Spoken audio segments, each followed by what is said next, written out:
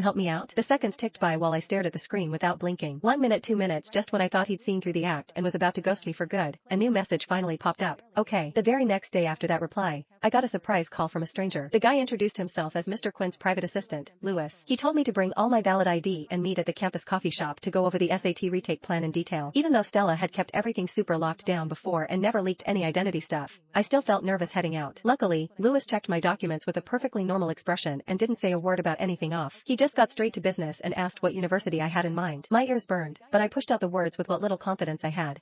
I want to go to Harvard. Assistant Lewis's professional smile froze on the spot, and the floating pop-up text in my vision exploded. Claire, have you lost it? What kind of misunderstanding do you even have about a top school like Harvard? You really think you can just drop out and stroll in? Does this silly girl actually believe the big shot can buy her an acceptance letter? I knew how crazy the idea sounded, but back then I'd been forced into that trash school because I had a raging fever on test day. My brain completely short-circuited during the SAT and I bombed an entire section. When the scores came back, I wanted to retake and apply properly, but my cold parents killed the idea. They made me just finish whatever and be done so they could save money for their precious little brother. Even in that awful state, my score still beat Stella and her loser friends by more than 100 points. I figured Lewis would laugh it off like the pop-up text and tell me to stop daydreaming right there. Instead, he just gave a calm little nod. That's completely fine.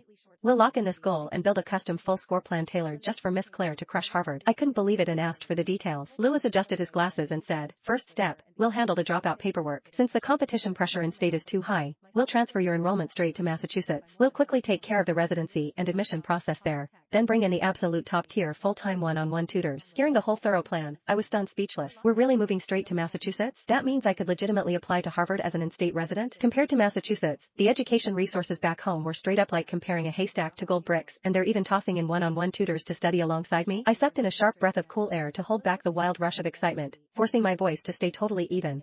Assistant Lewis, how much is all this random stuff gonna add up to in total? Lewis's tone stayed gentle and reassuring. Miss Claire, you really don't need to stress over little things like money. Mr. Quinn will naturally handle everything perfectly. Once we wrapped up the real talk, Assistant Lewis took me straight into a fancy luxury mall, passing along Mr. Quinn's special request to help me grab a few classy new outfits and swap in the latest phone. While we were browsing, I finally learned the big guy's full name, Cyrus Quinn. They said he built his company from scratch, starting small, and right now he's overseas grinding through big deals. Won't be easy for him to fly back anytime soon. While no one was looking, I quietly searched Cyrus Quinn on my phone. Even though the assistant had made it sound all modest and low-key, the second those heavy words Quinn Group popped up in the results, my whole soul got slammed with shock.